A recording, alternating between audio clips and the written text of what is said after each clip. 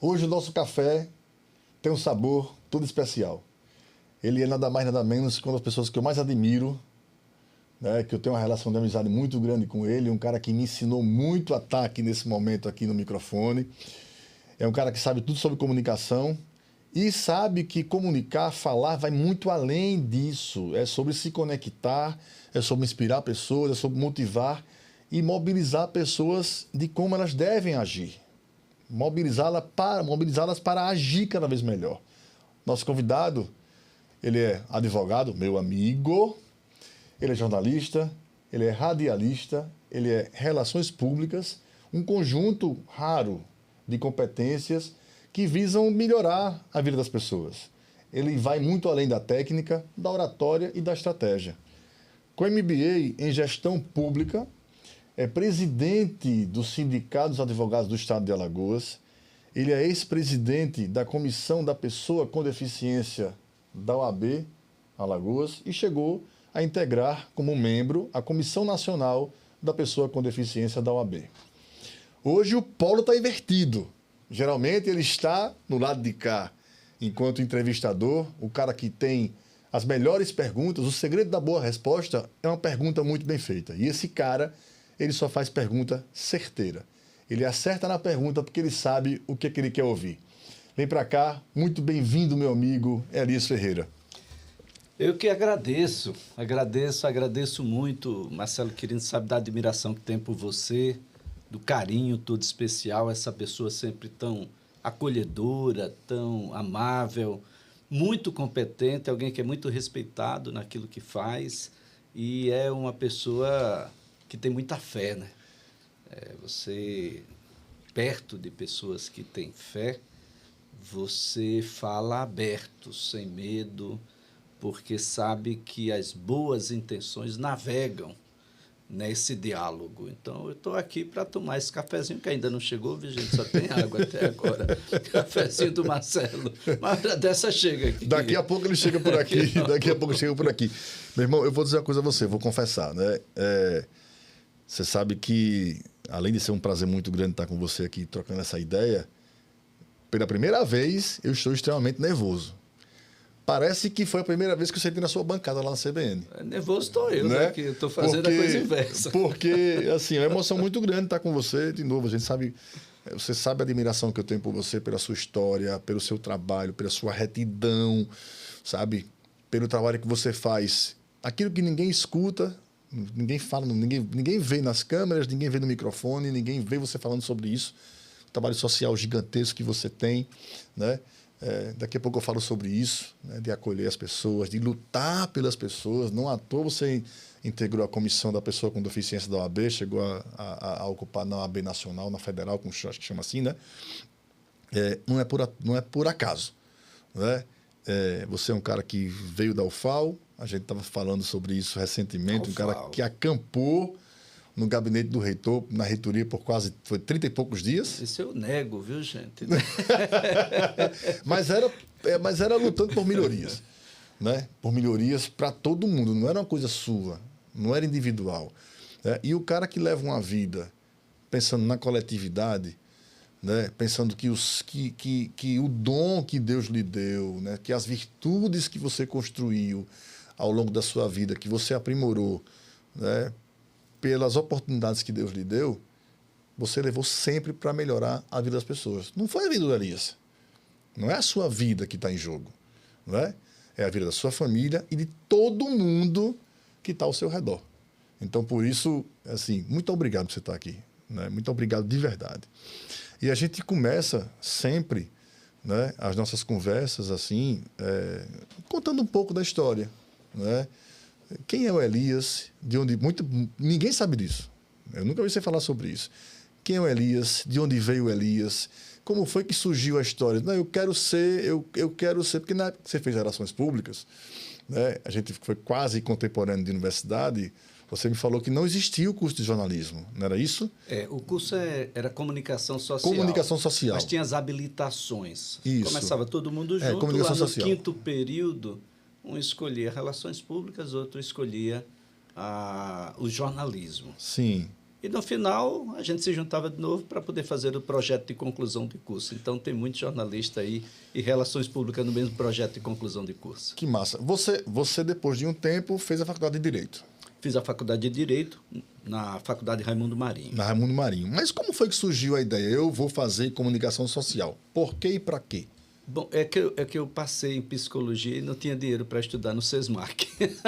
Só Sério? tinha as duas instituições aqui. Sim. Então, eu fui trabalhar. Primeiro era psicologia? Primeiro foi psicologia. Tá. Sempre na parte de pessoas. Mas Humanas. É estranho vida. porque a minha formação é na escola técnica. Então, no final de 85... Técnica Federal de Alagoas? Isso, era ETIFAL. Né? Hoje é IFAL. ETIFAL, Cefet e IFAL. IFAL. Você fez o que lá? Lá eu fiz eletrotécnica. Que massa. E de lá, no final de 85, foi o meu primeiro emprego, foi a usina Coruripe. Sim. Passei um período por lá. Durante esse período, eu cheguei a ensinar em colégios lá. Eles precisavam de pessoas que tivessem uma mínima formação para ajudar as pessoas no inicial. E, posteriormente, voltei aqui para Maceió, continuando ainda com a função de eletrotécnico, mas nesse período a gente trabalhava para uma empresa que prestava serviço a CEAL. Então a gente ia para o interior. Eu trabalhei em todos os municípios. Era o quê? Não eram 102, não. Era Fergon e JM Teotônio naquela época. Era isso? Não, essa era uma empresa chamada Pereira e Filhos. Ok. Essa empresa fazia eletrificação rural. Certo. Então, a partir daí, eu conheci todos os municípios, inclusive município que não era município à época. Por exemplo, Lagoa da Canoa não era município. Sim. Estrela de Alagoas não era município. Pariconha não era município. Então, 90 e poucos municípios naquela época. Isso. E aí a gente foi, num desses períodos em que eu tirei algumas férias aqui, eu fiz um vestibular.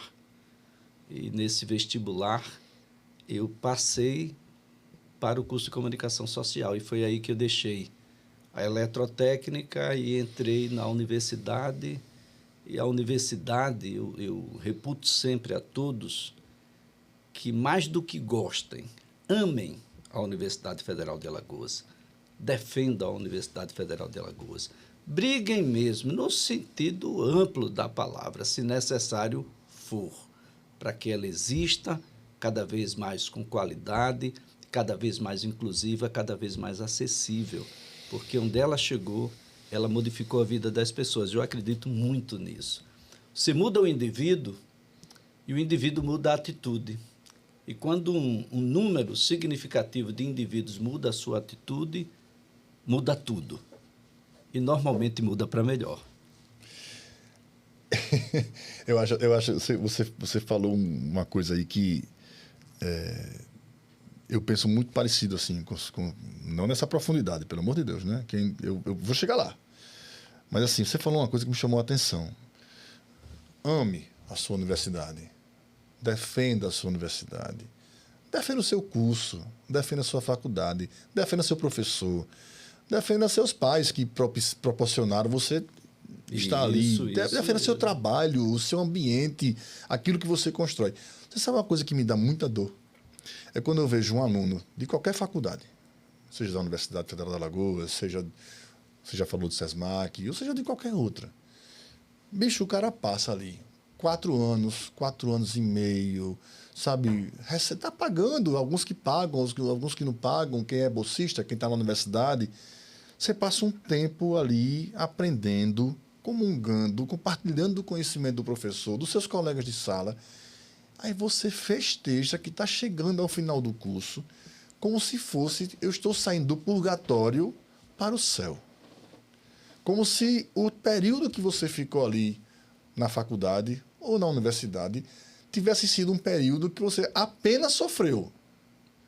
Ok? Assim, estou me livrando, não vejo a hora de sair. Por quê? Você passou ali 4 anos. Eu fico revoltado com isso, eu fico entristecido com isso. É como se tivesse passado lá um período. A palavra não está chegando na minha cabeça, sabe? Onde foi um calvário. Um calvário. Como se fosse um calvário. Né? Não, aquilo ali não quero mais nem passar pela porta. Eu encontrei uma pessoa hoje, um colega muito querido, até postei na minha rede social, da Secretaria da Fazenda. Eu fui lá fazer um trabalho e quando eu saí, aí eu vinha na rua e o cara apitando, assoviando, eu não olho para trás. Não vou olhar. Aí uma pessoa que estava na frente falou, senhor, aquela pessoa está lhe chamando. Quando eu olhei, era um grande amigo, Ronaldo Cunha, né? Auditor aposentado da Cefaz. Ronaldo trabalhou 38 anos na secretaria. Eu falei, veio matar saudade, ele disse, meu amigo. Me chamaram, uma estagiária, está saindo da secretaria e vai ter uma despedida para ela, e me chamaram para vir para cá, comer um bolinho. Que bom. Aí compartilhei umas coisas com ele, um cara muito querido, homem de Deus. Tal. Ele disse, Marcelo, eu acho um absurdo a pessoa passar 38 anos num serviço e no dia que sai dizer assim, eu não passo mais nem pela porta aqui.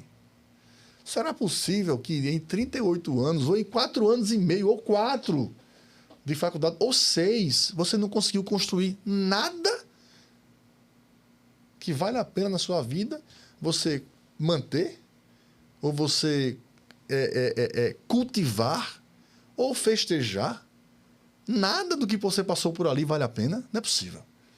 Não é possível que você não se lembre da universidade, pelo menos, dos pés de brinco de viúva.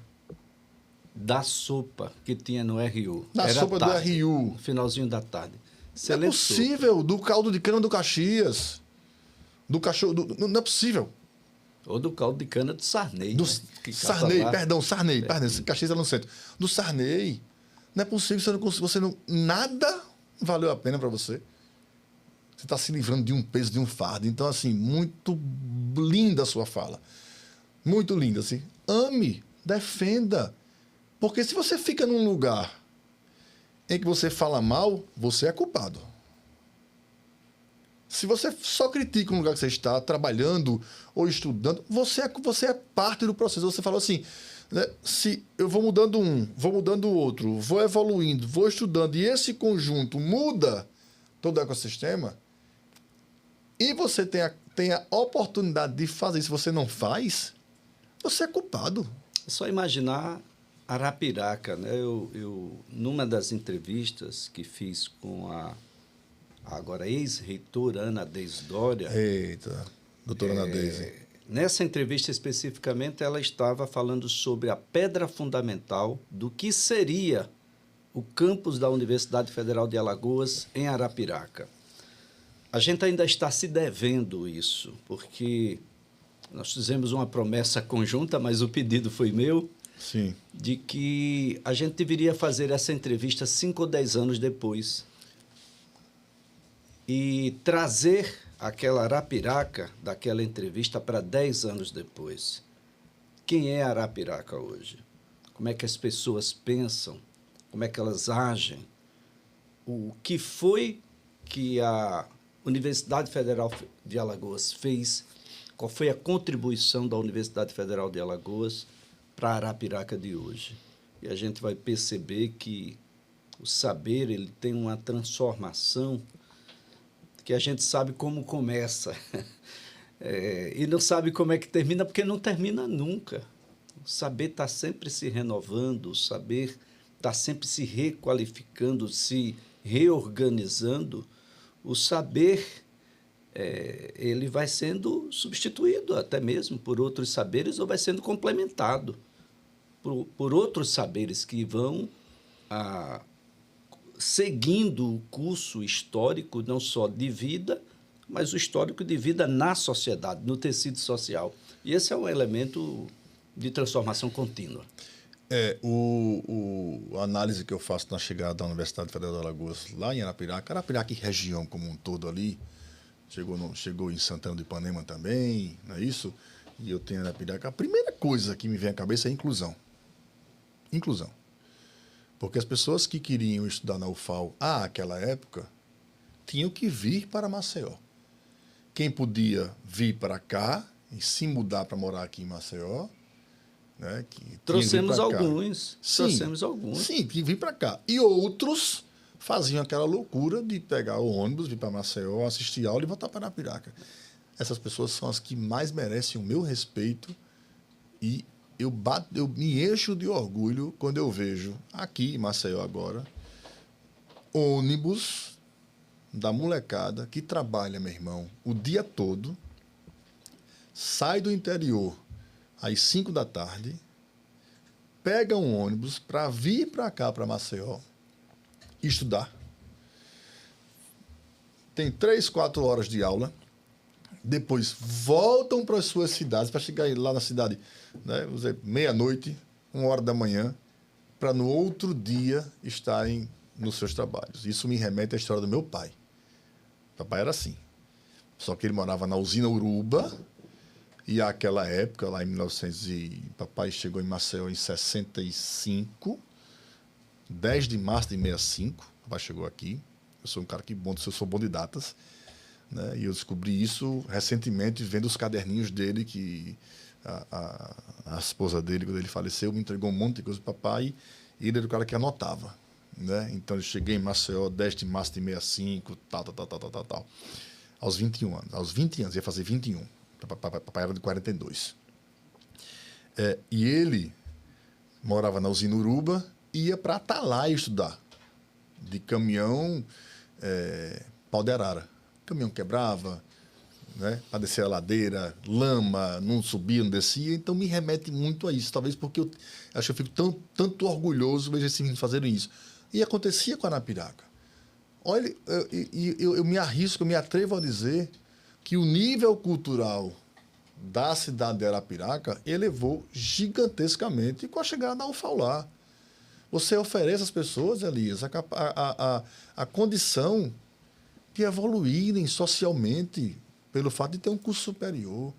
Eu aumento a minha dialética, eu melhoro a minha dialética, aliás, meu vocabulário, a forma como eu me expresso, como eu me visto, como eu me comporto com as pessoas, como eu vejo o mundo, inclusive. Né? A educação, ela tem esse poder, né? Como você falou muito bem. Eu modifico todo o tecido social onde eu estou quando eu incluo cultura. Talvez seja por isso que ainda há uma resistência muito grande, né? Sem citar alguns casos específicos aqui, em oferecer cultura ao povo. Cultura transforma. Né? O povo pensa. Cultura liberta. Né? Eu consigo pensar. Eu consigo escolher o que é melhor para mim, o que é certo, o que é errado, o que é o justo. Eu melhoro a minha forma como me comporto com Elias, me comporto com aquela pessoa que está à minha frente. O acesso era muito difícil, né? A residência universitária não suportava, porque já naquela época, aí no início da década de 90, a universidade já tinha convênios com países de língua portuguesa. A gente tinha aqui pessoas vindas de países africanos, por exemplo. Sim. E não dava conta do número de pessoas que queria vir do interior ou de outros estados. O curso de medicina sempre importou muitos desses estudantes, Isso. porque os vestibulares eram feitos e essas pessoas vinham, às vezes, até com a qualificação maior por conta de um ensino melhor. Na base? Na base, e passavam com mais frequência. E a gente tinha que trazer essas pessoas. Mas era um momento que o restaurante universitário passava uma dificuldade muito grande, então, muitas vezes, esses estudantes não tinham o que comer, e os cursos, os professores estavam precisando se qualificar, saíam em um número maior do que o que era razoável, e isso deixava o curso com a qualidade muito aquém. Para fazer mestrado, pós-graduação. Isso fez com que a gente se candidatasse ao diretório acadêmico. Sim. E aí tem uma coisa interessante, porque nós tínhamos um grupo de anarquistas. Tinha isso naquela época. E aí a gente teve uma chapa de oposição. Você foi ver a novela? Né? Nós tivemos uma chapa de oposição e tinha a chapa dos anarquistas. O nome da chapa dos anarquistas, eu não lembro o nome da chapa da gente. A do anarquista não tem como esquecer, porque o nome da chapa era Ninguém. E ela era composta por 3 pessoas. Lembro de todos eles agora. O Ratinho, que não é o Ratinho da televisão, é o Júnior, um amigo nosso. O Tobias Júnior, o Albani e o Tony, hoje é um publicitário em Fortaleza, uma figura maravilhosa. Todos da comunicação social? Todos da comunicação social, estudantes de comunicação social. E qual era a proposta de campanha da Chapa Ninguém? Então, eles botavam os cartazes lá. Ninguém vai lutar pela educação. Ninguém vai lutar pelo restaurante universitário. Ninguém vai lutar pela melhoria da qualidade de ensino. E, no final, ele coloca... Segurança, acesso. Ninguém fala a verdade. O problema é que eles só tiveram 2 votos e até hoje procura quem foi o traidor. Ou seja, as coisas eram mais ou menos nesse nível. Sim. Era muito criativo. Isso só era possível se a gente saísse da comunicação, porque essa coisa ficou tão séria que a gente teve que ficar um pouquinho sério também. E foi esse episódio da tomada, o fechamento do curso inteiro e da tomada da reitoria. Um grupo de alunos, que depois estaria à frente do próprio Diretório Central dos Estudantes, ele iria ingressar na reitoria e aí nós passamos um bom tempo por lá. O reitor depois ficou muito amigo nosso, a gente tinha sempre um respeito muito grande porque ele era muito acolhedor. O professor Gama, Fernando Cardoso Gama. Fernando Cardoso Gama, que tinha como vice um português, Alberto Antunes, que hoje dá um nome ao Hospital Universitário. Por sinal, agradecer ao professor Gama, porque o frigobar era uma maravilha. O frigobar do Gama é melhor do que o do reitor atual. Tonholo, por favor, melhore o frigobar. O frigobar do Gama era melhor. Não irão acontecer mais outras invasões, né? Sem invasões, mas a gente faz visita. Bom, existe uma coisa que sempre me chamou a atenção, que o pessoal que fazia comunicação social, quem fazia letras, quem fazia história, nem sei se naquela época tinha curso de geografia. Sim, né? já. Essa, vamos dizer assim, esse grupo de cursos superiores da Universidade Federal de Alagoas, né, eles tinham um estigma positivo, na minha visão, que eram os pensadores. Né? Era o pessoal que pensava. Eu tiro, no caso, né, minha mãe, não sei se já falei sobre isso em outras oportunidades, mas minha mãe, hoje ela é médica, mas ela é de formação inicial professora, formada em letras, no curso da Universidade da UFAL, né, letras português e francês. Começou a ter aula no campus Tamandaré, onde era o antigo Detran, no Pontão da Barra. Eu não me lembro, de fato, se ela acabou o curso lá em cima, na UFAL. Mas dizia-se, né, pessoal, desses 4 ou 5 cursos que eu citei aqui, que eram os pensadores. E, àquela época, os pensadores eram os mais perseguidos. Né? Mamãe teve uma perseguição política pequena, mas ela teve alguns irmãos de amigos que foram torturados, presos, torturados e assassinados. É o caso do Jaime Miranda, né, que a irmã dele era amiga de mamãe, do curso e tal. Esse pessoal realmente era o que mais pensava, e por isso que os seus amigos da comunicação social, juntamente com você, pensaram, não, peraí, a gente tem que fazer alguma coisa aqui. A gente tem que dar uma trava, porque senão o negócio vai degringolar. E aí, talvez, a ideia de ocupar a reitoria da UFAL? Para forçar uma negociação? Olha, a gente essa geração viveu um período de transição, né? Ditadura, democracia. Por exemplo, na Escola Técnica Federal, na ETFAL, a gente ainda tinha Bedel em 81, em 82... Então, para quem não sabe, o que é o Bedel? O Bedel é um instrumento da ditadura que vai avaliar se você é ou não subversivo. E como é que ele avalia isso? Olhando as nossas bolsas, para ver se a gente tem algum livro que o sistema não aceite, se você vai para o hino nacional ou não, ou se você falta às aulas de moral e cívica. Esse foi um período muito interessante, porque em 82, e o Kleber hoje é advogado, em 81 a gente faz uma grande mobilização no centro da cidade, uma marcha enorme, porque as nossas instituições secundaristas elas estavam todas fechadas. Sim. E aí nós tínhamos os líderes da época, Jared, Cátia Borges. Jared Viana, né? Jared Viana. Chegou a ser vereadora, deputada? Vereadora por Maceió. Isso. E aí você tinha Freitas Neto, você tinha uma série de outras lideranças, mas tinham lideranças que ainda seriam lideranças maiores no futuro, como é o caso do Kleber Santos, que veio a ser, posteriormente, com a reabertura da UESA, a gente não conseguiu reabrir a UEE, a União de Estudantes, né, aqui, apenas a UESA a gente conseguiu reabrir e Kleber Santos vem a ser, por 2 vezes seguidas, o presidente da instituição. Então, essa formação, ela vai com a gente para a UFAL. Sim.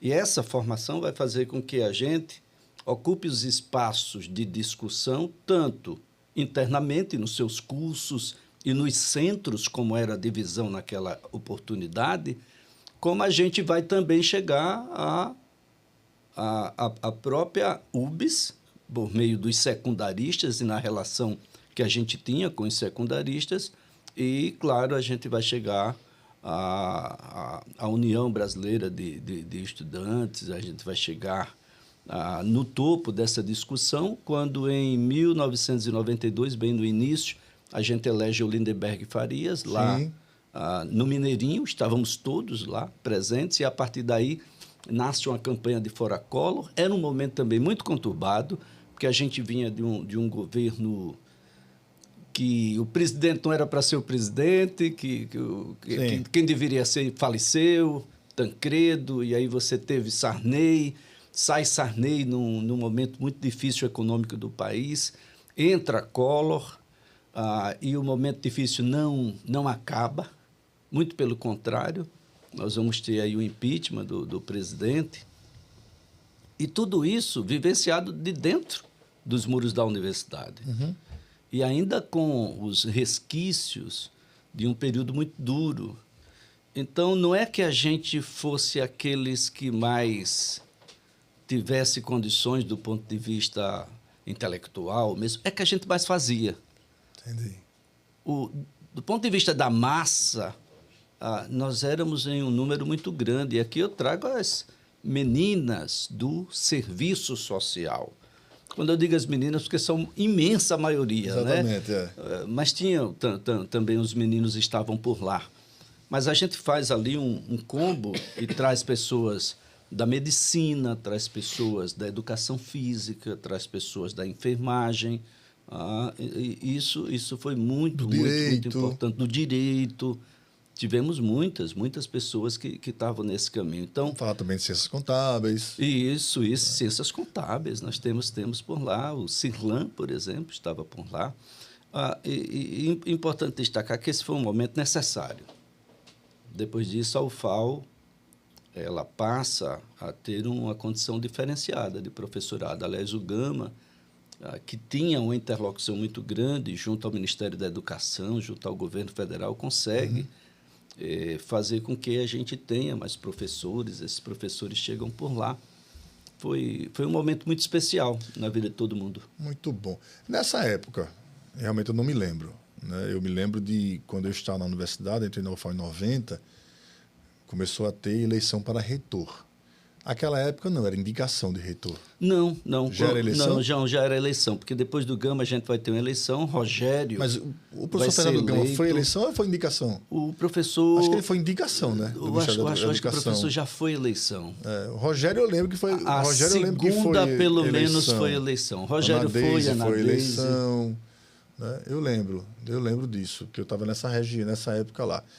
Você acredita que o fato de você ter feito comunicação social, a comunicação social como um todo, né, ela se tornou para você, né, não vou falar de arma não, mas de um instrumento grande para a resolução de conflitos ou qualquer tipo de impasse, até hoje na sua carreira como advogado, você também atua como advogado. Sim. Né? Você acha que isso foi um instrumento muito poderoso para você?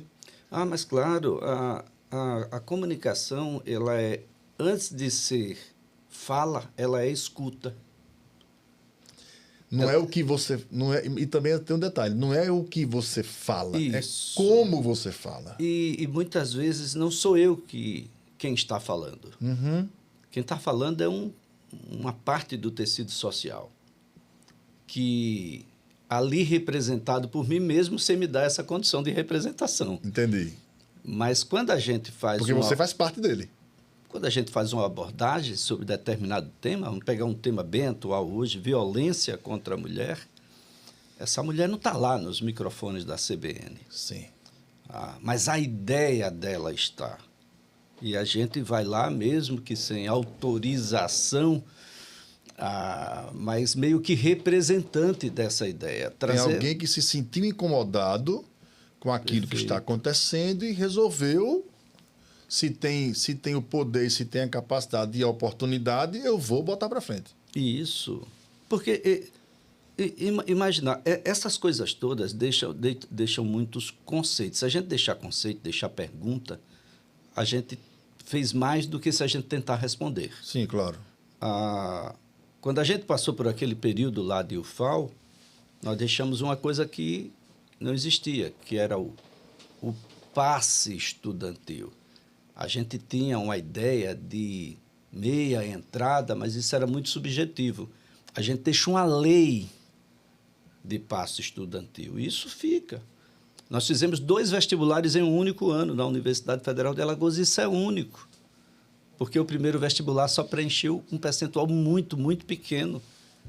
Boa parte dos cursos... Para todos os cursos que tinham vagas sobrando. Sim. Não. Era praticamente tudo. O primeiro vestibular...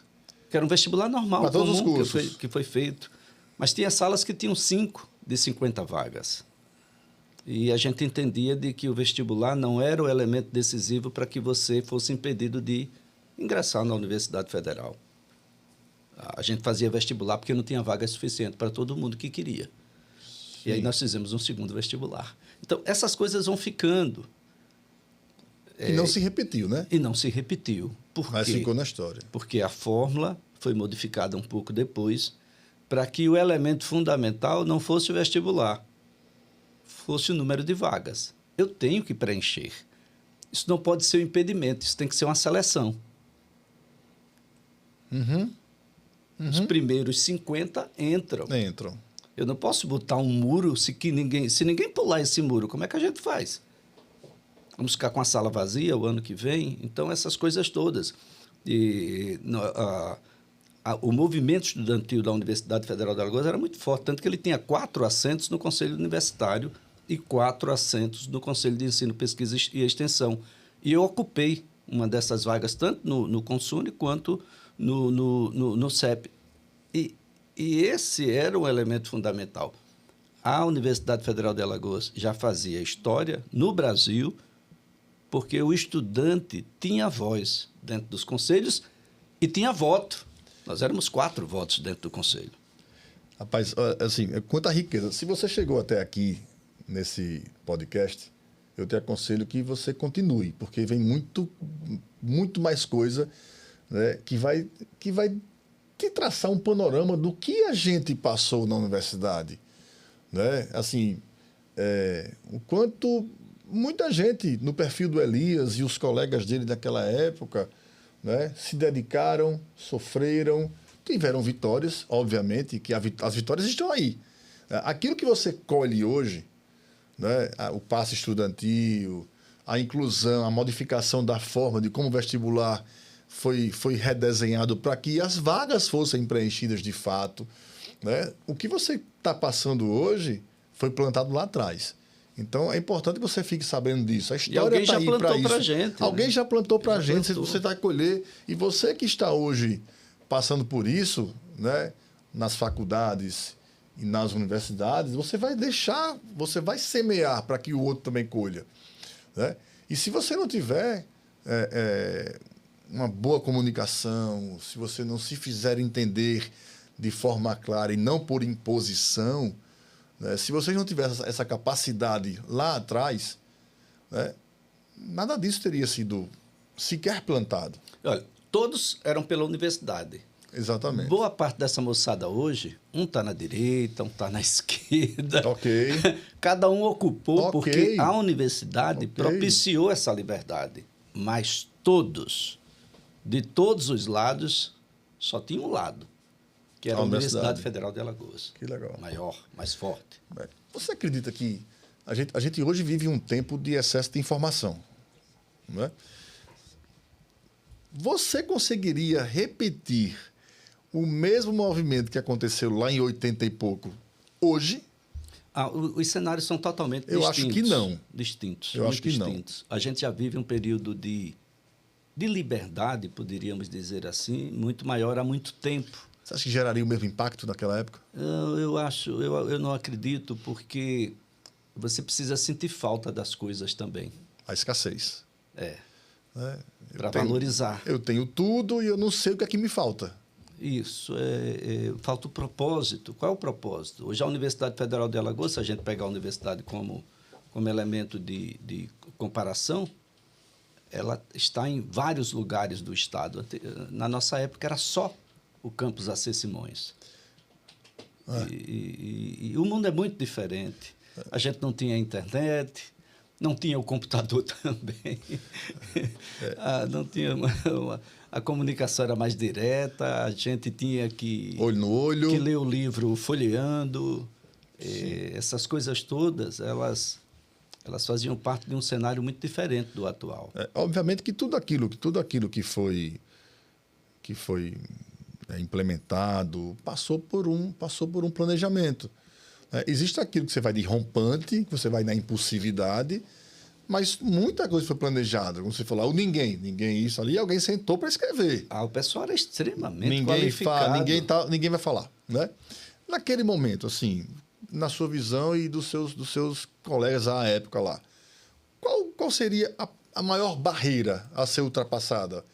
O primeiro muro a ser ultrapassado para que aquilo que vocês pretendiam naquela época na universidade, que você me falou muito bem, todos pela universidade, se eu ultrapassar essa barreira aqui, eu venci a luta. É muito difícil se é que existia isso. Da gente falar isso, Quirino, porque nós estávamos com 5 anos de um processo ditatorial que não terminou ali em 85. Uhum. Muitas coisas, por exemplo, o sistema ainda funcionava muito como na época da ditadura. E isso tudo era um temor. E aqui eu vou lembrar um episódio de que a gente não era tão organizado assim, não. Porque o Collor sai do governo em 92 e ele passa um tempo fora, tal. Eu sei que ele retorna a Alagoas. E quando ele retorna, o governador era o Geraldo Bulhões. E o governador determina de que os policiais militares, ele tira toda a frota de ônibus da cidade para que os familiares e os militares fossem recepcionar o governador, o ex-presidente, Fernando Collor. Isso vai acontecer e a gente sabe do nada e vamos, eu acho que um grupo de 5 ou 6 pessoas, não era mais que isso, com as caras pintadas e vamos à área de jatinhos, porque ele não desceria no hangar principal. Na parte comercial. E é claro que a hostilidade foi tamanha. Eu fui agredido, levei uns socos e uns pontapés, desacordei, e eu lembro que eu me acordei no outro dia em um hospital aqui. Você tinha quantos anos? Eu tinha... Eu acredito. Isso foi em 92? 92, eu tenho que fazer umas contas aqui. Sim. Mas era um jovem adulto. 20 e poucos anos. E eu vou desacordar e só vou me acordar muito no outro dia. Um amigo da polícia que me reconheceu, que foi um amigo de infância, me jogou por dentro de uma janela lá no carro e eu fui acordar no dia seguinte, já muito mal, tal, e só vou ser, na verdade, encontrado quase 48 horas depois. Eu me lembro da figura do professor Alberto Antunes. Uhum. Né? Ou seja, a gente não planejava tanto, mas o sistema ele não foi assim abrupto. A partir de hoje não tem mais ditadura e estão todos livres. Não, não é bem assim. Né? Tanto que, até hoje, a gente ainda tem muita coisa que opera muito parecido com o que operava naquela época. Então, a gente tem um temor muito grande. A gente tinha um temor muito grande. Mas esse temor não era o elemento decisivo para a gente parar, muito pelo contrário. Porque a gente tinha na luta dos demais, daqueles que vieram antes da gente, o exemplo daquilo que a gente tinha que fazer. E a gente precisava fazer. E fizemos.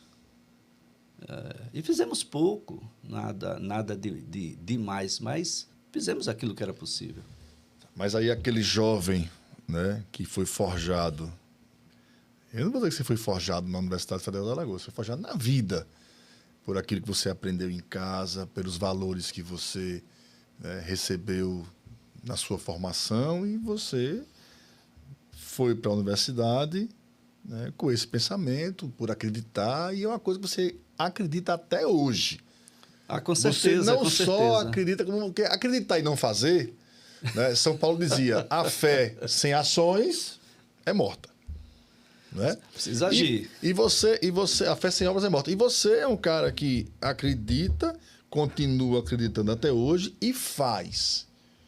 Né? Não à toa você presidiu a comissão para a pessoa com deficiência. Sim, foi um aqui em período Alagoas, muito interessante. Ocupou uma posição lá em Brasília. Você, não sei se você é atuante ainda, mas pelo que me lembro, você sempre foi um defensor da Amor 21, da causa lá. Nem sei se é causa. Como é o nome? Não tem como não ser, né? Porque a Gabi, a causa, a Gabi, sua filha. A Gabi está nos assistindo. Ô, Gabi, beijo do tio. A Gabi está nos assistindo. Aliás, as três estão me assistindo. Gabi, lá, Jana Gabi, e Clarinha. Jana, e a Clarinha. Não tem como não ser. Essa passagem pela Comissão da Pessoa com Deficiência, ela foi muito importante. Foi estratégica? Ela foi abrupta, porque eu não tinha uma carreira na OAB que me levasse a uma ideia de que um dia eu poderia vir a ser um presidente de comissão. Ok. Na época não eram tantas comissões quanto agora, mas já eram muitas. Uhum. Contudo, foi um convite. Eu encontrei o hoje procurador João Lobo, Sim. procurador do município, Sim. que era um dos nossos membros do DCE. Eu lembro dele na universidade. Na Universidade Federal de Alagoas. Hoje não pode fazer mais, né? É o que fazia à época. E ele disse assim, olha, nós temos uma novidade para você. Ele estava junto do presidente da OAB à época, que era o Nivaldo Barbosa. Sim. E já sabiam que eu tinha uma filha com síndrome de Down, que é a Gabi, e de que eu teria um perfil, pelo que a gente fez lá na UFAL. Olha a UFAL de novo. A UFAL vai permear até a gente. Está no sangue. Não é? E aí a gente aceitou o desafio. E é muito legal lembrar dessa situação, porque nós enfrentamos um desafio onde o autista ainda era, não a novidade, mas não era o que é hoje, da sua prevalência. Tá? O autista não era considerado, à época, pessoa com deficiência. Tanto que o autismo tinha o autismo e tinha o Asperger, que hoje é considerado autismo, só que agora com suportes, não mais níveis, mas suportes. Suporte 1, suporte 2, suporte 3, o que era antigamente o nível mais baixo, o nível médio, e aquele nível que era uma situação um pouco mais gravosa. Mas o fato é que tem duas coisas muito interessantes nesse sentido.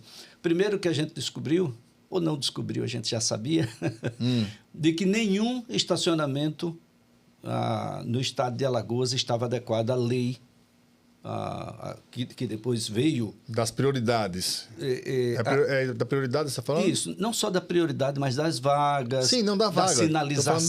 Da sinalização vertical, da sinalização horizontal, das nuances que tem disso, porque, por exemplo, a vaga da pessoa com deficiência física cadeirante é uma, porque você tem que ter aquele espaço ali para poder a cadeira descer. Então, da movimentação como um todo. Absolutamente nenhum estava. Então, nós provocamos o presidente Nivaldo, fizemos ele entender de que o próprio estacionamento da OAB não estava adequado.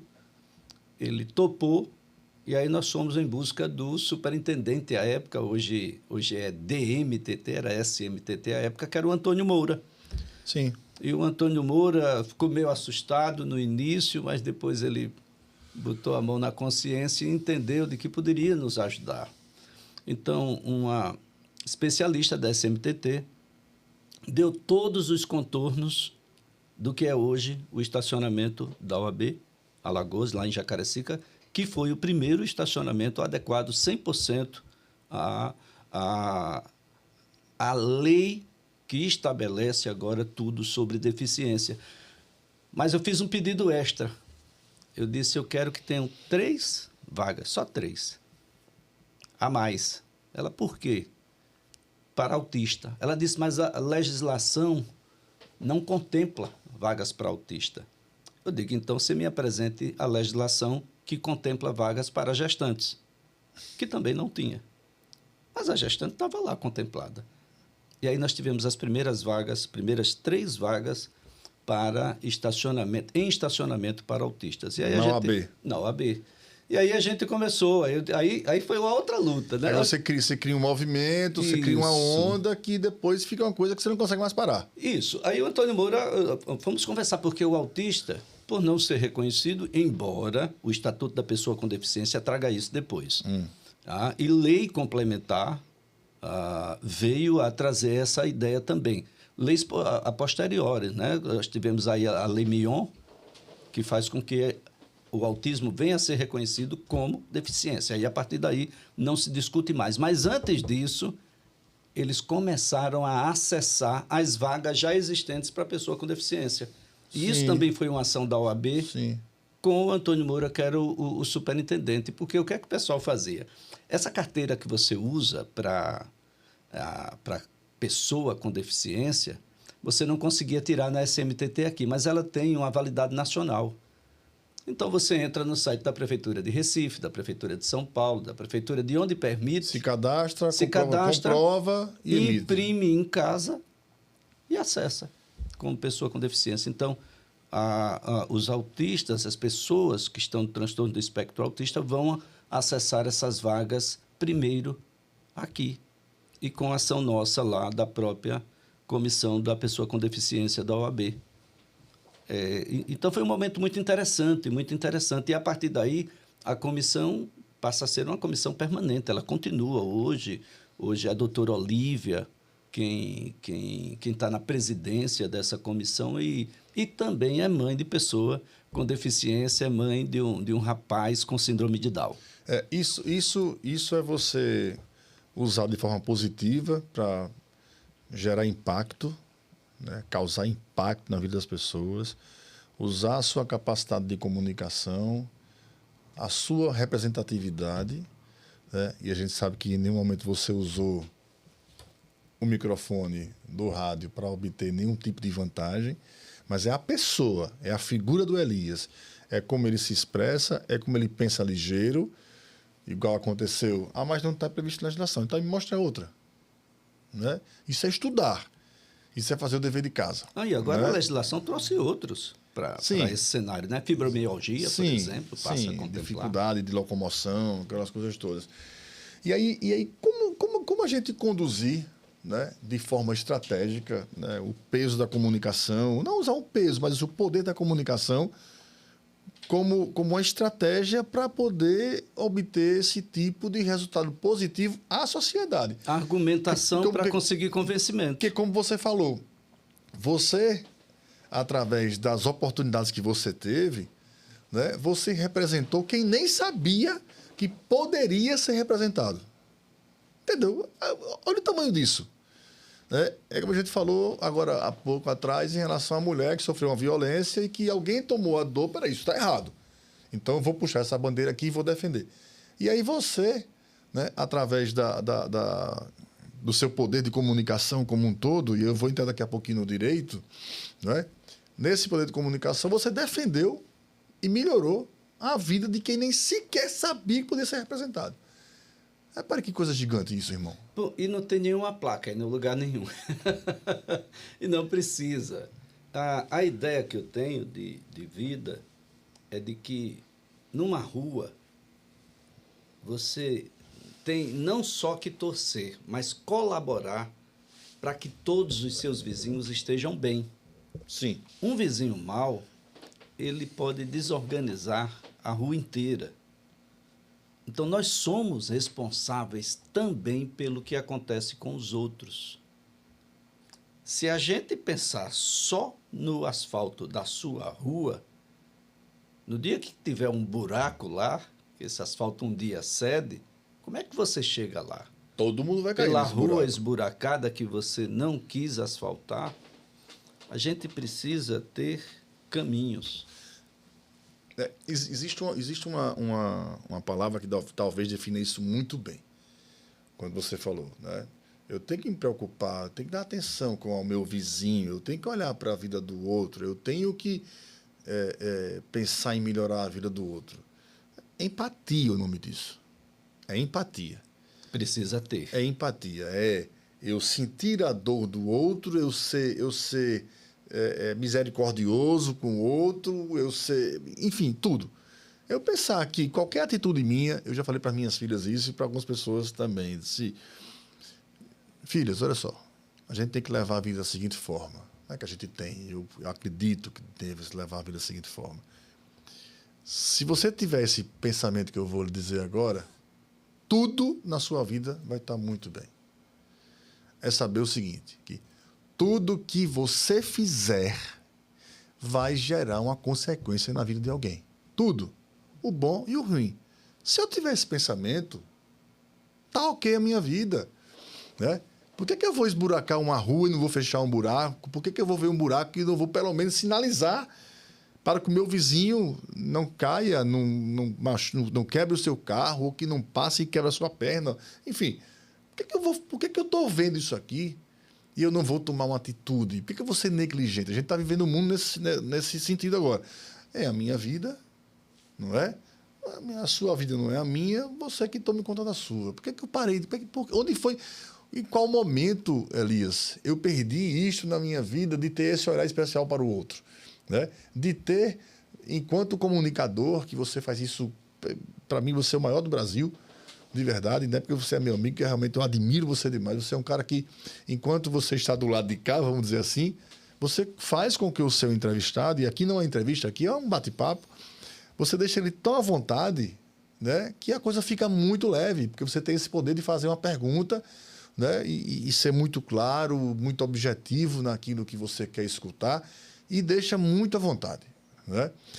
E você ter você enquanto comunicador, então enquanto pessoa, ter esse olhar atento ao próximo, você gera valor, você agrega valor na vida do próximo sem nem saber que está gerando.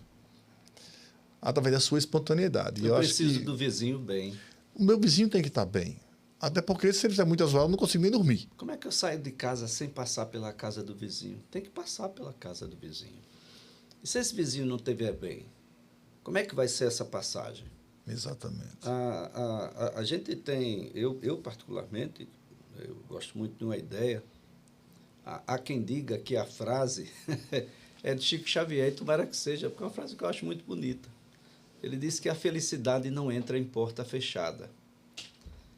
Então você tem que abrir as portas.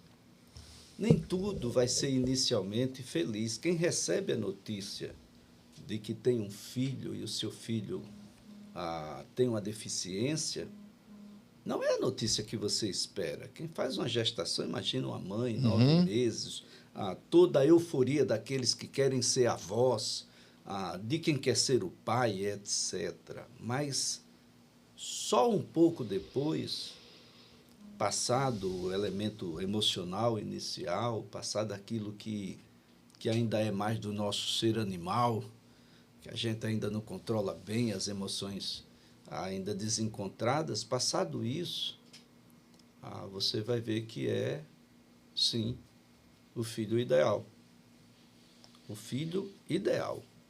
Eu lembro, porque eu fui com um amigo, quando a Gabi nasceu, numa ecoterapia que tinha o Dr. Braulio Cavalcante. Sim. Dr. Braulio que chegou a ser vereador, presidente da Isso. Câmara, mas era médico Isso. de formação. E aí um amigo meu, Dr. Flávio Gilberto, que deve estar também nos assistindo agora aqui, advogado também, disse, Dr. Braulio, trouxe um amigo meu aqui, teve uma filha com síndrome de Down. E aí o Dr. Braulio estava aqui, ajeitando o arreio de um cavalo aqui, ele está reclamando de quê? Não vai roubar, não vai fumar maconha, que ele está... Então, veja bem, não temos, eu desconheço uma única pessoa com síndrome de Down que esteja em um abrigo para adoção. Se pessoa com deficiência é tão ruim assim, por que ninguém está largando? Deve ter um elemento diferencial aí. Um porquê. Ou você encontra o porquê, porque precisa encontrar. Porque já veio ao mundo. E a gente não tem como. Agora, os homens são mais covardes. Um dos projetos que virou realidade do Instituto Amor 21 era um projeto Bem-vindo ao Mundo. A Rede Cegonha nos comunicava quando pessoas com síndrome de Down nasciam. E nós treinamos algumas mães com habilidades, com psicólogas, com assistentes sociais, para que fossem recepcionar essas mães, com autorização delas, claro, ainda na maternidade. E para a mãe, a gente estava recepcionando ela, mas a gente estava querendo salvar a família. Porque essa criança precisa do pai lá dentro. Precisa da mãe e precisa do pai. E era o nosso grande temor de que os pais, como acontece em boa parte dos casos, abandonam. E esse foi um programa que durou até a pandemia do coronavírus, quando a gente já não tinha mais acesso às coisas. Mas foi um programa muito bonito. Hoje a gente conhece muita gente que já está grandinho, né? Já estão rapazinhos, mocinhas, enfim. Tem alguns que até já ocupam cargos de posto de trabalho, né? Sim, sim. Acho que tem alguns hotéis aqui que a gente já viu na recepção, tal, né? E assim, colocou a gente para pensar, né? Se você tem alguma dúvida, se você tem algum tipo de preconceito, se você acha que tem algum tipo de limitação, se dá trabalho como um filho, como outro qualquer filho, como qualquer outro filho. Mas dá muitas trabalho, alegrias também. muito mais alegrias do que trabalho, né? Então, se você tem alguma dúvida, né, e você que está assistindo esse episódio aqui, quando terminar, manda para alguém, compartilha com alguém que você acredita que deveria escutar isso que o Elias falou para a gente aqui, né? Colocou a gente para pensar gigantescamente, né? E assim, como lidar com objeções, com resistências, né? Como você enfrentou, vou voltar, na universidade, enfrentou na OAB, enfrentou depois que a Gabizinha nasceu, preconceito, né? Como usar toda a sua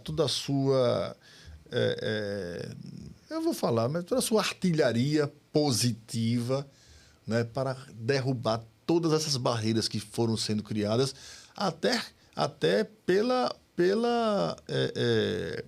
ignorância da pessoa não saber, né, o tamanho do amor que um filho deficiente, uma pessoa deficiente vai transmitir para você de forma genuína, porque não tem a maldade. Olha, é porque medir essas coisas é um tipo de fita métrica diferente. Eu cito aqui o caso, quando a gente teve a Gabi, nós tivemos a Gabi com a cardiopatia. Sim. Uma cardiopatia muito severa e nós não tínhamos mais o serviço aqui, a Santa Casa tinha descontinuado o serviço, e eu tive que recorrer a um médico, e ao único médico, à época, que fazia esse tipo de cirurgia, porque o doutor Emerson Casado, que também fazia. Emerson Casado, Gama. Sabia? Não. Emerson Casado, Gama. Ele tinha sido acometido de ELA, né, a esclerose lateral amiotrófica, não estava mais fazendo as cirurgias. Conhecido carinhosamente nas fileiras do Colégio Marista de Maceió, com o Emerson Perna de Pau. Emerson Perna de Pau. Porque era mentira jogar bola e não jogava nada de bola. Absolutamente Zero. Então, o doutor Vanderlei disse que aqui não tinha, mas que iria consultar um compadre dele. Bom, O compadre dele, junto com ele, fez o primeiro transplante de coração do Norte e Nordeste. É um dos primeiros transplantes do Brasil. E o Brasil é um dos primeiros países do mundo a não só fazer, mas se especializar em transplantes Doutor Vanderlei, cardíacos. que também deve estar nos assistindo. Que deve estar nos assistindo. Nosso aí abraço também. com muito respeito. E a cirurgia foi feita lá. A Gabi nasceu e 5 meses depois tinha um pouco menos de 4 quilos. Ou fazia ou morria. Então, isso também nos trouxe uma outra obrigação. A gente, envergonhados, né, de estarmos em Sergipe, em Aracaju, uma cidade com a metade da população de Maceió, que tinha o serviço e a gente não tinha.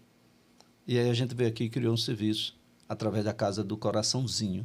Lá na Casa do Coraçãozinho, vocês vão encontrar lá um quadro que tem umas mãos lá.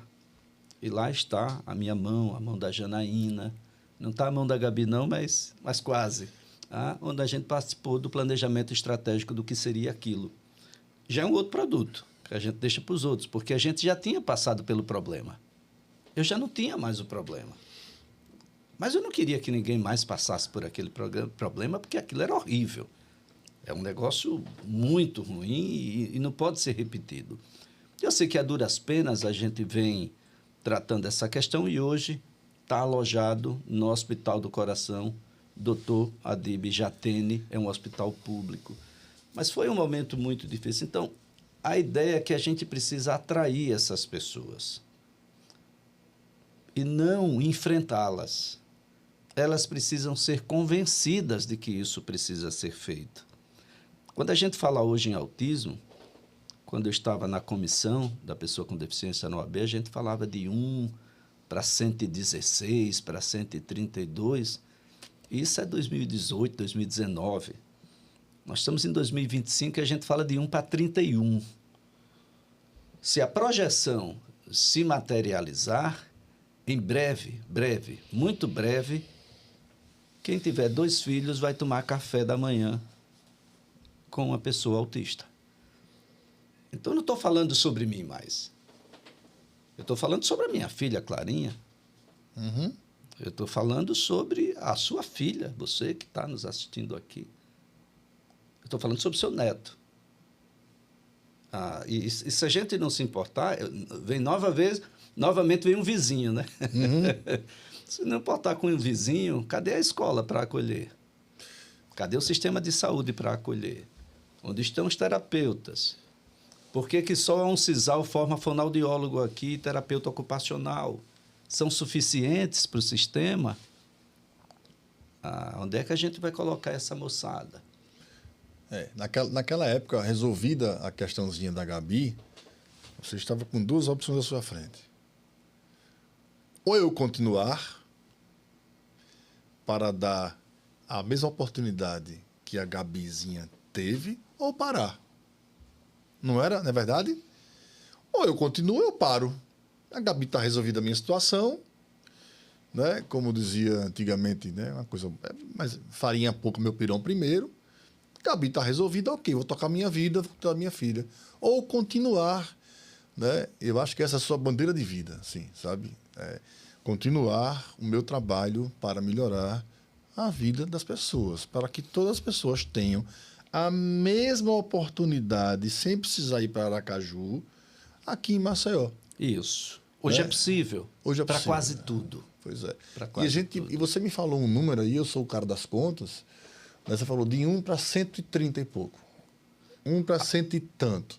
E vai chegar a 1 para 30 e pouco. Não, já é 1 né? 1 para 30 31. e pouco. A gente aumentou isso aí em 300%. Isso. Em poucos anos. Em menos de uma década. Em poucos anos. Né? Então, assim, é um número muito sério. E se você não tomar cuidado, não há prevenção. Não é? Ou você entende, aceita e se prepara, como você falou, o seu neto vai ter. Né? O seu bisneto vai ter também. Você vai estar sentado, uma pessoa vai ser portadora e outra não vai ser. 1 para 1. Quiçá, as 2 serão. Ou você se prepara para isso, e preparar não é preparar para uma guerra, ou você entende que tem que acolher as pessoas, aceitá-las como são, né? E dar amor, e retribuir, e viver, enfim, ou você vai viver em que mundo? E aí você falou na barreira. A barreira, para todo mundo, sobretudo, é inclusão. Sim. A barreira é a inclusão. E inclusão no sentido amplo mesmo. Você tem aqui um player de profissionais que, se você não incluir, não funciona. Uhum. Se ele não se sentir incluído, por mais que você faça, isso também não funciona. Ele tem que se sentir incluído. Quem diz que está incluído não sou eu. Quem diz que está incluído é quem precisa ser incluído.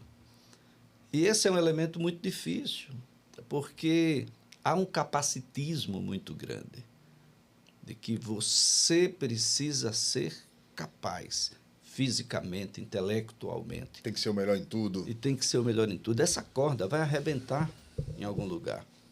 As crianças saem dos pais, vai à creche, da creche vai ao ensino fundamental. Junto a isso vem um esporte, as meninas precisam fazer um balé, piano, etc. E não pode dar errado em nada. E o recreio é como se fosse um elemento ruim. É no recreio que a gente aprende a parte mais importante, que é relacionamento. As pessoas hoje têm medo de se relacionar para não se frustrar. Mas frustração era o elemento fundamental para a gente crescer também. Aqui eu estou dando uma de psicólogo aí. Os psicólogos me corrijam, por favor, as psicólogas. Mas o recreio é onde a gente corre para ver quem chega primeiro.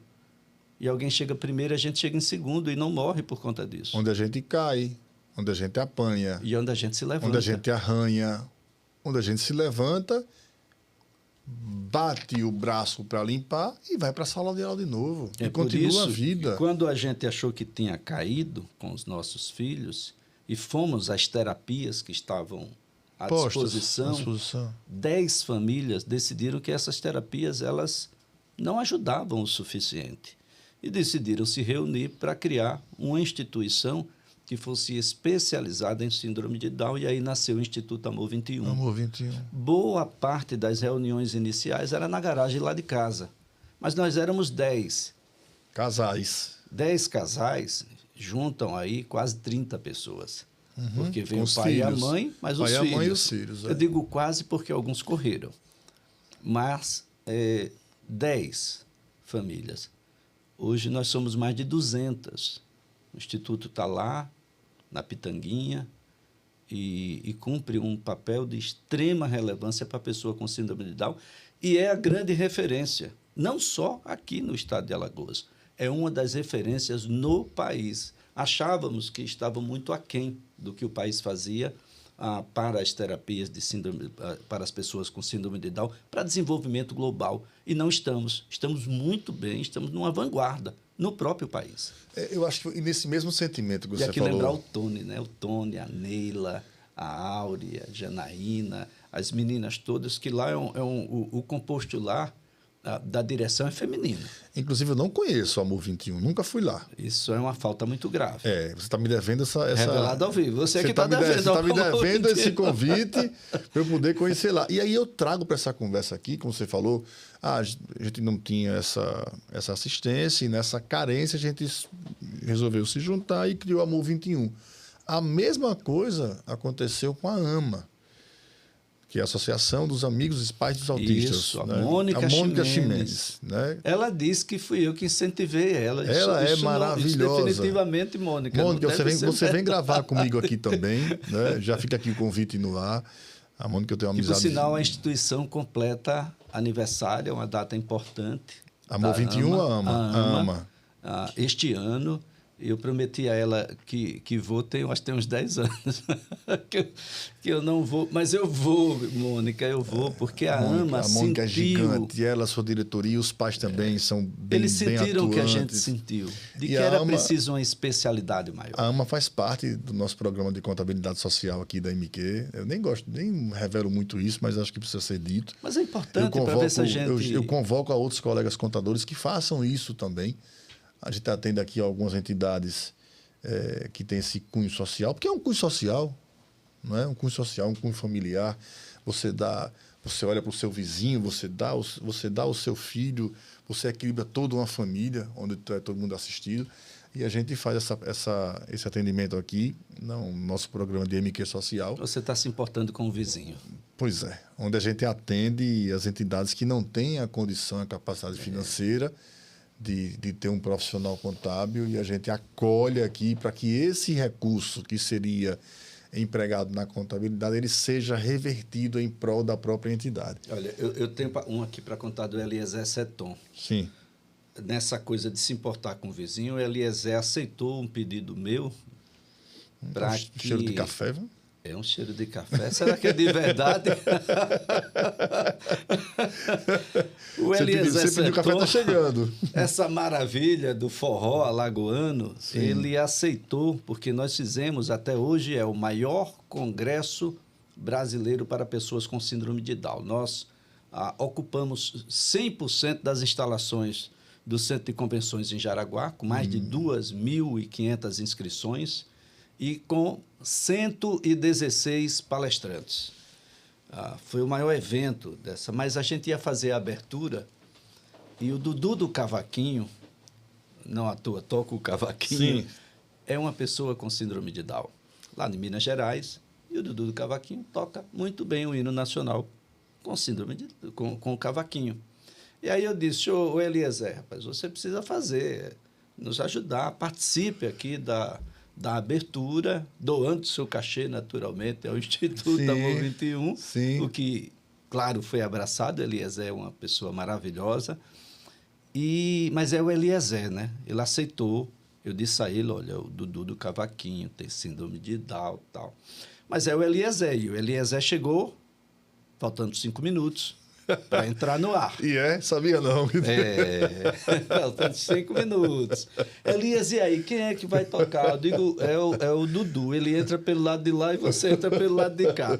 Então, Elias Seton conheceu o Dudu do Cavaquinho no palco. E, no término, ele disse, foi a melhor coisa que aconteceu. Muito emocionado, Eliezer disse que se tivesse feito o ensaio não dava tão certo. Sim. Foi simplesmente emocionante. As pessoas iam às lágrimas. Coisa mais linda do mundo.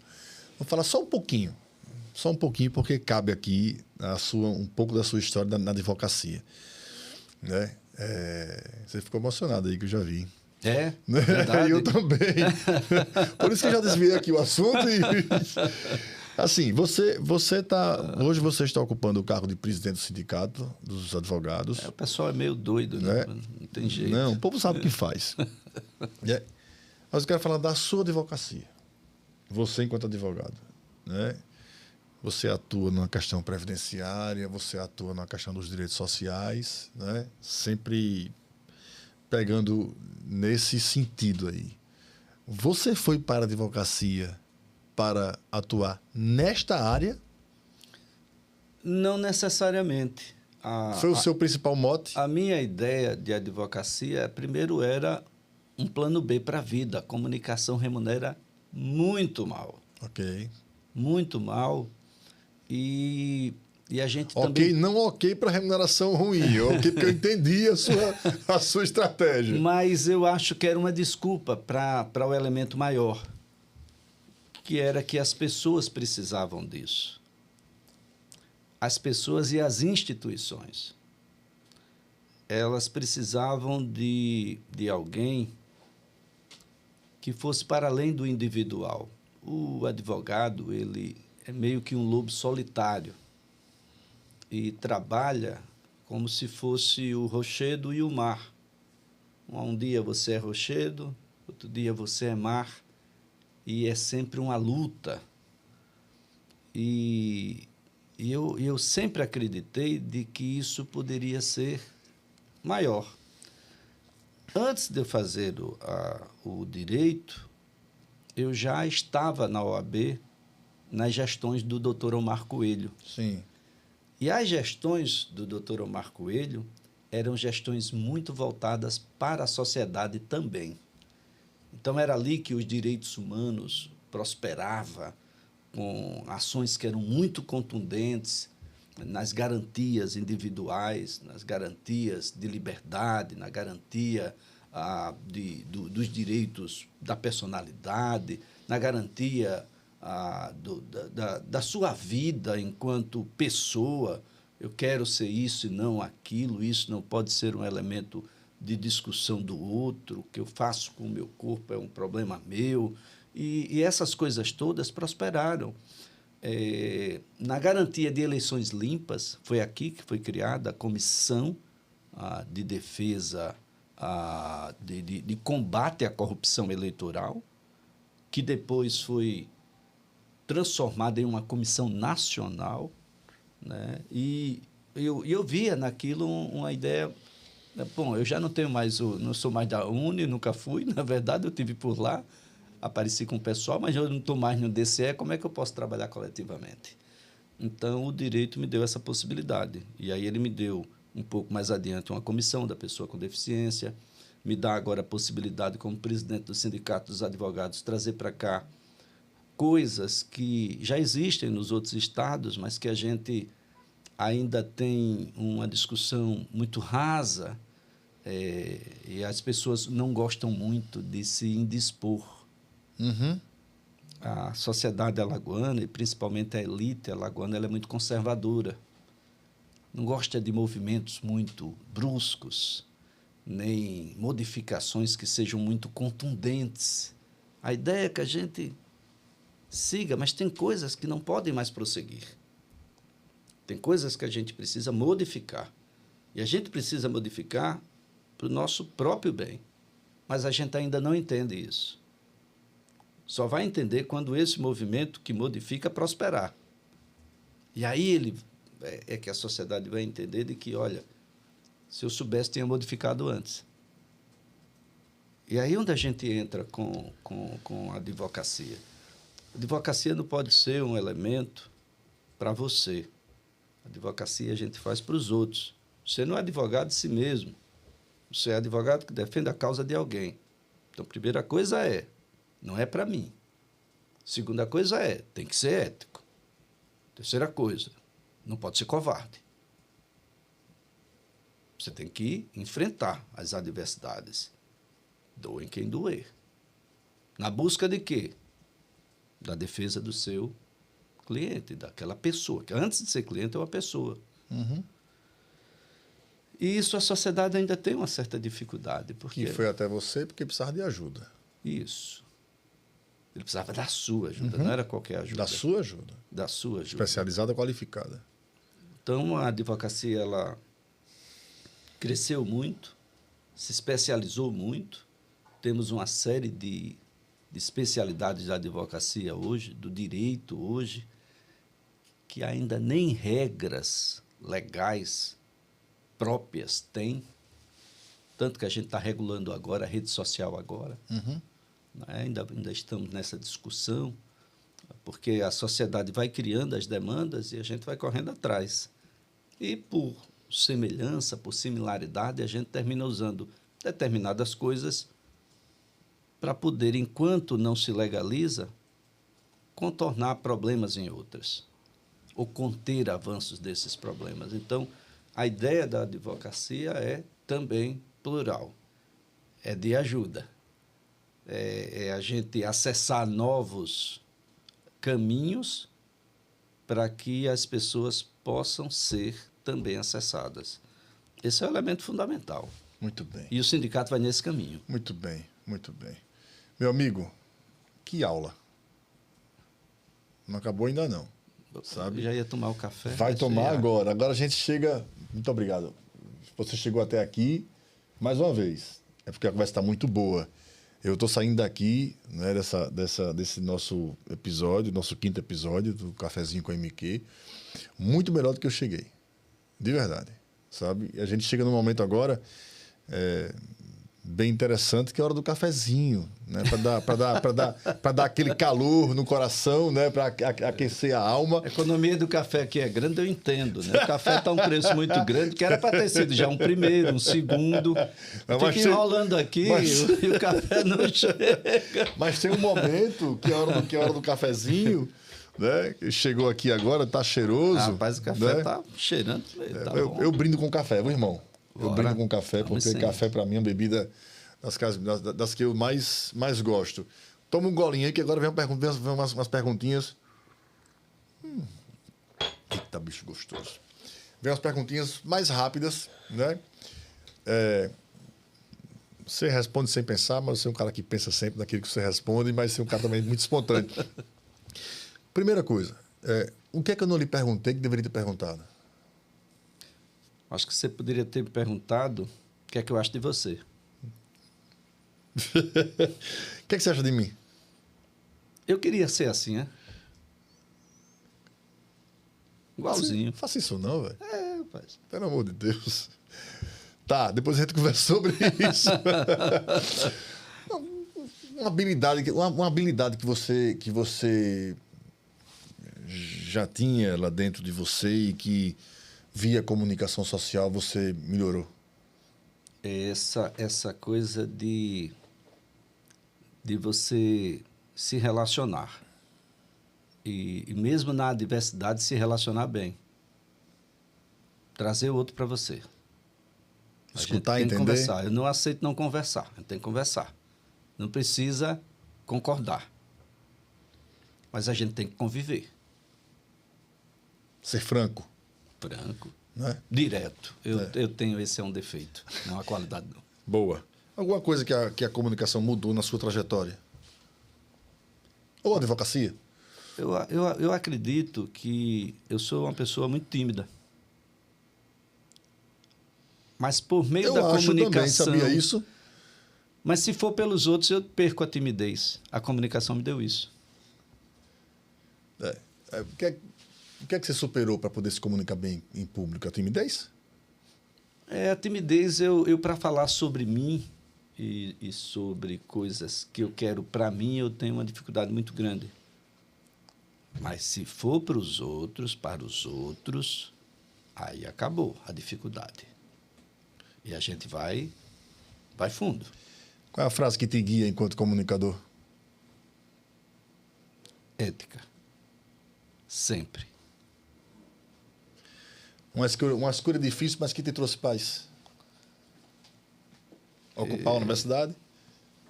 Rapaz, isso me trouxe uma alegria muito grande. Eu não posso esquecer o frigobar do O frigobar Gama. do saudoso Fernando Cardoso Gama. Tá vivo, rapaz. Sim, Tá saudoso, vivo. Mas Saudoso enquanto retorno. Não vamos matar o homem. Não, Deus me amor de defenda. Deus. Deus me defenda. Deixa ele vivinho aí.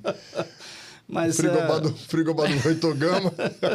frigobar do Gama é uma delícia. Mas Logo 2, né? a coisa que me deixa feliz é ver o outro feliz. Isso é uma coisa que me deixa extasiado.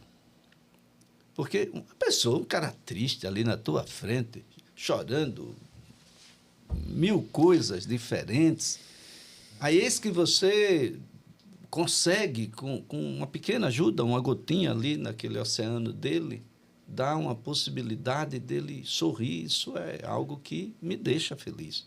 Eu consigo sorrir com isso. Você, quando começou sua carreira enquanto comunicador, de maneira geral, foi para o rádio e tal, né? E eu acompanho você já tem um tempinho, desde a educativa, né? Existe alguma pessoa que diz assim, poxa, eu quero ser como esse cara. Quem te inspirou? Teve isso ou não? Ou você criou a sua própria identidade? Não, tem muita gente, um pouco de um pouco de outro. Tinha um professor na Universidade Federal, o professor Luiz Gonzaga, era o coordenador do curso de Relações Públicas da UFAL. Acho que esse cara, junto com um querido amigo, um dos maiores radialistas aqui, de Alagoas, que andava muito junto com ele tinha um vozeirão enorme. É de uma época, eu estou tentando aqui, a memória me falha, mas é uma pessoa importante na minha vida, porque ele falava as coisas com muita franqueza. E quando você fala com muita franqueza, normalmente você fala aquilo que você, apesar de ter que dizer, não deveria. Porque muito provavelmente não vai ser compreendido. Só depois. Mas primeiro causa um dano considerável. Então, o professor Luiz Tojal, Luiz Tojal. ele tem um peso grande nessa. O professor Paulo Cajueiro, Sim. é outra pessoa fantástica, com a Delma, o professor Álvaro Queiroz. Eu acho que eu tive sorte nos professores. Eu tinha uma professora de português, professora Nadir, professora da escola técnica, que a gente falava muito coisar, né? Nadir Brandão? Nadir Brandão. E a gente falava muito sobre coisar, né? Rapaz, tu não coisou não, foi? Que coisa aquela que ela não sei o que. Ela disse, então vocês vão conjugar isso. Mas depois ela diz assim, olha, assim, mas por que que quem cuida das nossas gramáticas ainda não botou isso? Porque isso já é. Eu coiso, tu coisa, ele coisa? Isso. A sociedade já faz isso, já conjuga esse verbo. Então, por que que ele não está lá? O professor Nadir Brandão eu conhecia, é a avó de uma grande amiga minha. Foi lá que eu descobri e fiquei sem dúvida de que eu não entendia absolutamente nada de português. Maior lição que a comunicação estratégica te ensinou? Que é preciso ouvir. A gente fala e fala, mas a gente precisa ouvir. A escuta é onde a gente aprende. 2, 1. Isso. A escuta é onde a gente aprende. Quem não ouve e não se ouve, não consegue aprender. E não aprendendo, não consegue ensinar. Já diria o velho Abelardo Barbosa, quem não comunica, se trumbica. Se trumbica. Ou você fala com a pessoa, como você falou, uma boa conversa, né? A gente tem uma... É muito parecido, né? Eu sou muito parecido com você. Eu acho que eu sou, porque você é um pouquinho mais velho do que eu, então eu sou parecido com você. Acreditem nisso. Né? Eu não permito que ninguém saia da minha frente pior do que chegou. Ou igual, se eu não conseguir fazer muita coisa, ou melhor, pior não. E eu tenho certeza absoluta, pela amizade que eu lhe tenho e pela admiração que eu tenho a você e pelos anos que eu lhe acompanho, agora um pouco mais de perto, né? Desde que meu querido amigo Tito Show abriu a oportunidade de eu ir lá falar com você algumas coisas semanalmente lá na CBN. E aí surgiu a nossa amizade, você sempre muito receptivo. Nunca tinha visto você na minha vida, Elias. E na primeira vez que eu cheguei lá, você parecia o meu melhor amigo de infância. Né? Inicialmente eu não aparecia mesmo, não. Isso fez com que eu sobrevivesse, porque num determinado período da política alagoana eu tive que sair por 2 oportunidades do Estado. Então, graças a Deus, ninguém sabia qual era a minha cara, ouvia a minha voz, era só ficar calado que eu estava anônimo. Hoje não é mais possível. Mas a sua voz é inconfundível, né? Pelo amor de Deus. Falou, Elias. Né? Mas assim, da mesma forma. Né? Agora, eu não posso aqui deixar de dizer também, porque você falou em pessoas que eu me inspirei. O Edécio Lopes é um cara que eu me inspirei. Edécio Lopes. Se eu, ao término da minha passagem, principalmente pelo rádio, que para mim é o grande veículo, sempre foi o grande veículo, continua sendo.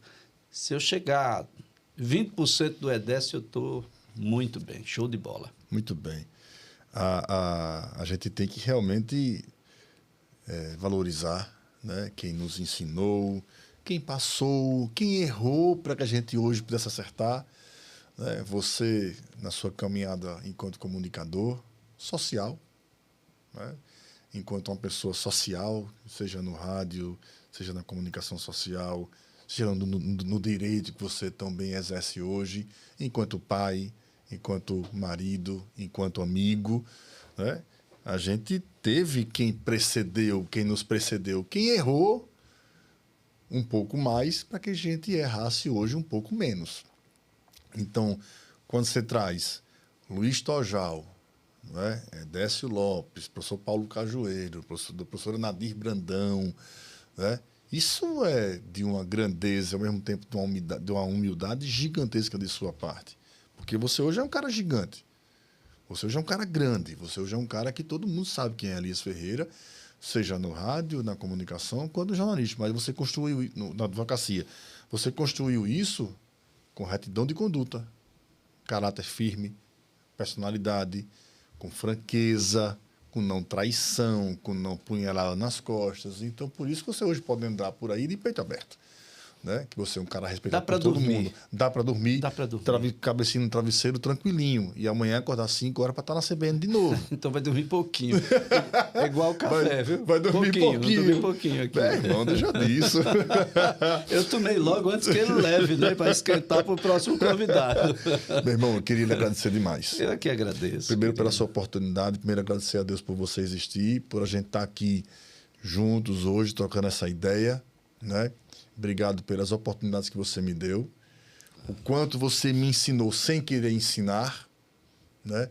Pelo seu jeito de ser, né? de acolher as pessoas. Você me ensinou muito e continua me ensinando a ser uma pessoa melhor, a ser um pai melhor, a ser um amigo melhor, a ser um profissional melhor e entender que eu preciso cultivar a sua amizade, né? Porque você é um cara que eu tenho uma gratidão gigantesca, mas não, porque você é um cara que eu quero estar perto, né? Eu gosto de estar com você sempre, né? Agradecer a você que esteve com a gente aqui até agora, pedir a Deus que abençoe a sua família, mandar um abraço para Jana, para Gabi e para Clarinha, né? Minha colega de profissão, né? Clarinha também é contadora, né? Clarinha, seja muito bem-vinda, conte com seu tio, né? Aqui para o que você precisar.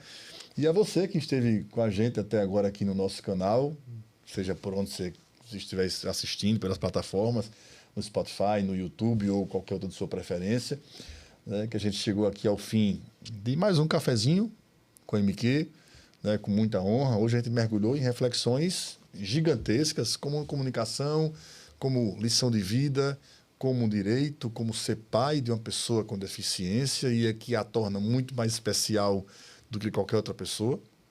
É uma pessoa que derrama amor, não só o amor 21, mas o amor 42, o amor 60 e tanto, né? E a gente sabe, a gente tem na família um serzinho de luz, que é o Gabrielzinho, né? que é sobrinho nosso e que a gente convive, é um menino doce, um menino cheio de amor para dar, né? E que Deus dê saúde a todos eles, né? Para que eles permaneçam aqui com a gente por muitos e muitos anos, né?